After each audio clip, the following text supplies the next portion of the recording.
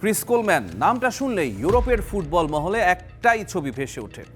2016 সালের euro championship সেমিফাইনালের মাঠ, লাল জার্সিতে গ্যারেথ বেইল আর অ্যারন রামসিকে নিয়ে গোটা ইউরোপকে তাক লাগিয়ে দিয়েছিলেন এই ওয়েলশম্যান। টানা 58 বছর পর ওয়েলসকে কোনো বড় টুর্নামেন্টে নিয়ে গিয়েছিলেন তিনি, এবং শুধু নিয়ে গিয়েই থামেননি, ফিফা র্যাঙ্কিংয়ে দলকে টেনে তুলেছিলেন 8 নম্বরে। ওয়েলশ ফুটবলের ইতিহাসে এটি রীতিমতো সোনালী অধ্যায়। ইউএফা প্রো লাইসেন্সধারী এই কোচ এখন বাংলাদেশের ফুটবলের দিকে হাত বাড়াতে চান।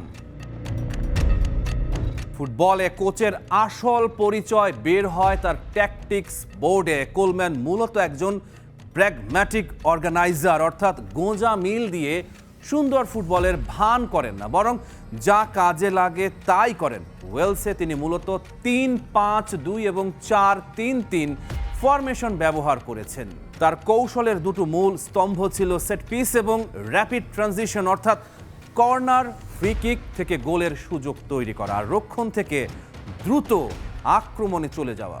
বাংলাদেশের মতো একটি দলের জন্য এই অ্যাপ্রোচ বেশ মানানসই, কারণ এখানে ইন্ডিভিজুয়াল ব্রিলিয়ান্স কম, কিন্তু সংঘবদ্ধ রক্ষণ আর দ্রুত কাউন্টার অ্যাটাক ফলাফল বের করা সম্ভব। আমাদের যে সক্ষমতা আছে, আমাদের যত কোচের যে বেতন, সেই বেতনের বাইরে যেটা আমরা সক্ষমতা নাই, সেই জায়গাটা ক্রীড়া মন্ত্রণালয় সেটা ফিল আপ করবে।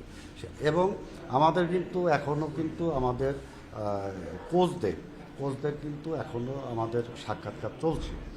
তো 3 দিনের যে কথা হয়েছে, মনে হয় আরও 2-1 দিন লাগবে, কারণ একটা কোচের সাক্ষাৎকার হয়তো 30, 40, 45 মিনিট লাগে। হয়তো এক দিন 2-3 করে সাক্ষাৎকার দিচ্ছে। আগের হলো আমাদের হলো কোয়ালিটিটা আমরা এনশিওর করব, তারপরে আমাদের হলো আর্থিক বিষয়টা আপনাদের। আপনার 11 জন যে আমাদের কোচ শর্টলিটে, এর ভিতরে আমাদের হলো চলমান আছে এই সাক্ষাৎকারগুলো, জুম মিটিং। আমাদের রোজারিও মিশেল যে আছে, উনি 25 কি 30 হাজার ডলার চেয়েছে। তবে একটি দুর্বলতা আছে, তার সিস্টেম অনেকটাই খেলোয়াড় নির্ভর ছিল। বেইল আর রামসির মতো ওয়ার্ল্ড ক্লাস ওয়েপন না থাকলে মেশিনটা ততটা মসৃণভাবে চলে না। বাংলাদেশে বেইল রামজির মাপের খেলোয়াড় নেই, তাই তাকে তার ট্যাকটিক্স অনেকটাই নতুন করে সাজাতে হবে। ম্যান ম্যানেজমেন্টের জাদু। কোলম্যানকে যদি একটি মাত্র বিষয়ে বিশ্বমানের বলতে হয়, সেটা হলো তার ম্যান ম্যানেজমেন্ট। ওয়েলসের প্রধান কোচ গ্যারি স্পিড হঠাৎ মারা যান।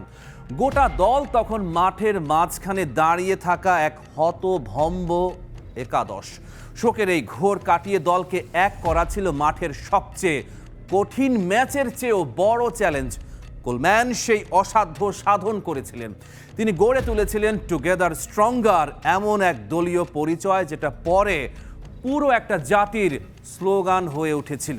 বাংলাদেশের প্রেক্ষাপটে এই গুণটির মূল্য অপরিসীম।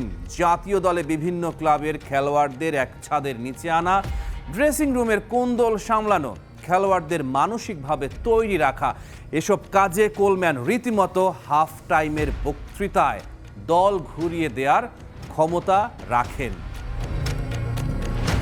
ফুটবলে একটা কথা আছে, কোচ শুধু মাঠে খেলান না, অফিস করিডোরেও খেলতে হয়। ফেডারেশন পরিবেশে তিনি স্বাচ্ছন্দ্য বোধ করেন, ওপর মহলের সঙ্গে বিশ্বাসের সম্পর্ক গড়তে পারেন কোলম্যান। বাফুফের মতো একটি কাঠামোয় এটি অত্যন্ত জরুরি।